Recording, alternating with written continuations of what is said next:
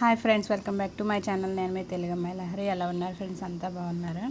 నేనైతే వారాహి నవరాత్రులు చేసుకున్నానండి. 9 రోజులు వీడియోస్ అయితే పెడదాం అనుకున్నాను. అస్సలు టైం అయితే కుదరలేదండి. ఇది ఫస్ట్ డే అనమాట. ఫస్ట్ డే మనం దేవుడి మూలని ఎలా శుభ్రం చేసుకొని అమ్మవారికి ఒక పీఠం వేసుకోవాలి. దాని మీద ఏదన్నా క్లాత్ వేసుకోవాలి.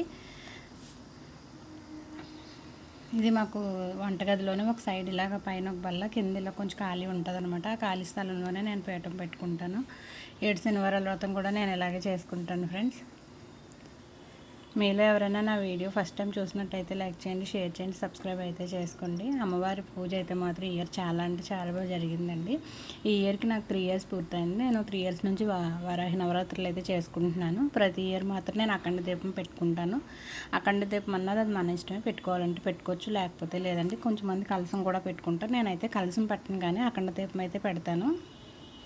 9 రోజులు చేసుకుంటాం కదా, 9 రోజులకి 9 రకాల కుంకుమలు అయితే ఇస్తారు. 9 రోజులు ఆ కుంకుమతో మనం అమ్మవారికి అష్టోత్తరం నామావళి చదువుకోవాలి. అమ్మవారికి పాలతో చేసిన ప్రసాదాలు అయితే ఇష్టం. అలాగే చిలకడ దుంప, ధాన్యం గింజలు, చలివిడి, వడపప్పు, పానకం మాత్రం కంపల్సరీగా రోజు పెట్టుకుంటామండి. రోజుకు ఒక రకమైన ప్రసాదం చేసుకోవచ్చు. అదంతా మన ఇష్టమే. అమ్మవారు ఏమి ఇలా చేయండి అని ఏమి అడగరు. మన ఇష్టం, మనం చేసుకోవాలనుకుంటే చేసుకోవచ్చు. ఈ ఇయర్ అయితే ఎవరెవరు వారాహి నవరాత్రులు చేసుకున్నారో కామెంట్ సెక్షన్లో చెప్పండి ఫ్రెండ్స్. నా వీడియో మీకు నచ్చినట్టయితే లైక్ చేయండి, షేర్ చేయండి, సబ్స్క్రైబ్ అయితే చేసుకోండి. Thank you friends.